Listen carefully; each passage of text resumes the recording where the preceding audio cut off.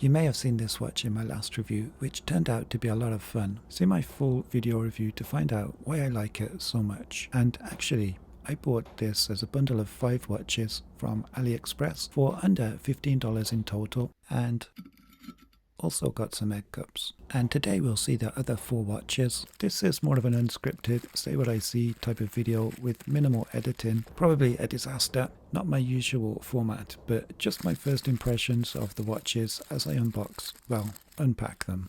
First, a quick lowdown on the Sinok 9908 digital watch. So good, it delayed my making of this AliExpress haul video because it demanded my full attention straight away. It's a unibody all-in-one case, strap and design. It looks kind of sci-fi or retro with its bold styling, and I love the array of coloured simple square buttons on the front of the watch, which are each labelled, meaning I didn't even need the instructions.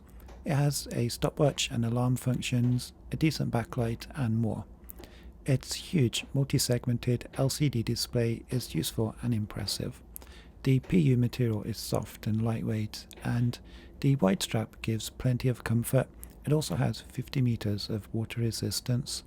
I'll put affiliate links in the description to help you find each watch.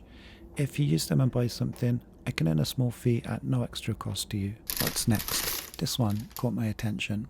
They do these in a lot of kind of pastel type colours, almost plasticine coloured.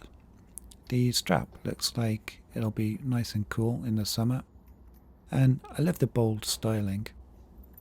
The hell is that noise? So it has just one button, and although it appears like it has a flashing display, that's just the refresh rate on the camera. So actually impossible to show you this one. How that one button does all of the controls, I don't know, but I can't be bothered to find out just now. But it does look kind of cool.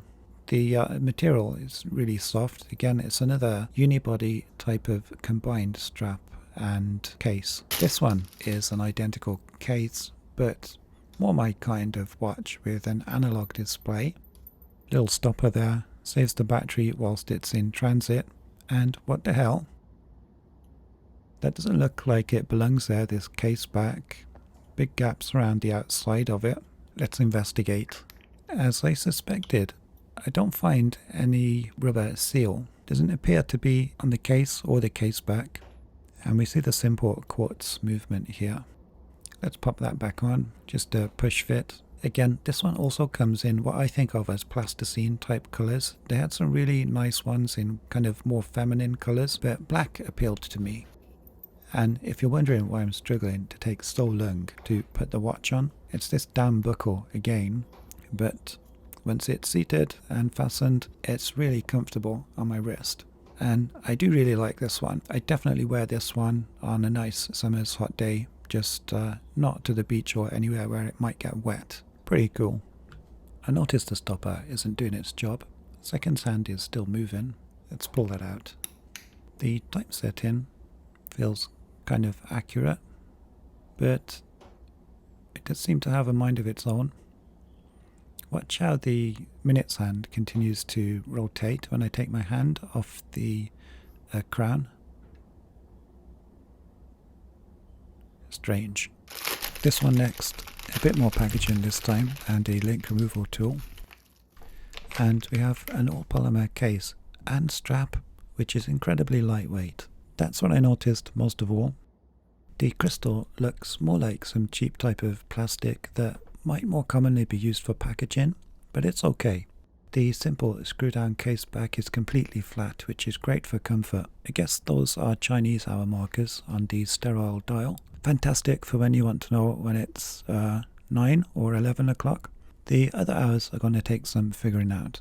The links are smooth to run my finger over.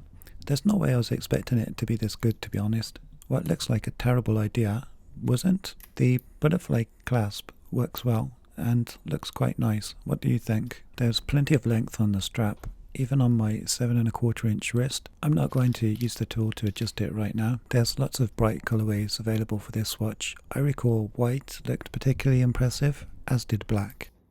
The watch has a very thin case. Let's measure it. 9.9mm, the diameter is 40, and I'll measure the lug to lug simply from the strap pins here. Overall, I thought I'd be making fun of this one, but I can't. They did a good job. Watch 5, the last one, is a simple classic field watch style. The white dial text on a black dial, together with the combined 24 and 12-hour time track, is a well-proven military style dating back to vintage watches. Another cheap and effective quartz movement. It will be pretty accurate, and I think this is the most useful of all of the watches I have today. I could actually use this as a field watch or a beta watch. And what a fantastic side profile this alloy watch case has. A very desirable sleek profile. It uses an alloy case and has a dark appearance that looks a bit like titanium. Wow, this could pass for a much more expensive watch. The strap is double layered and reinforced around the holes. As fitted to my 7¼ inch wrist, we can see the other holes will accommodate a wrist of up to about 8 inches, but they should have added a bit more tail to go through the floating keeper. It's a 41mm diameter case, just 9.4mm thick. This watch is massively impressive, and I think the pick of the bunch. It's branded The Simple, not sure if they're trying to tell me something. It made up less than $2 of the $15 I spent on this bundle purchase, and it's as good as, say, $30 to $50 offerings from some more familiar big brands. It offers 3 ATM or 30 meters of water resistance. I can't fault it. If you made it this far, please like the video and tell me if you had a favorite watch. Thanks.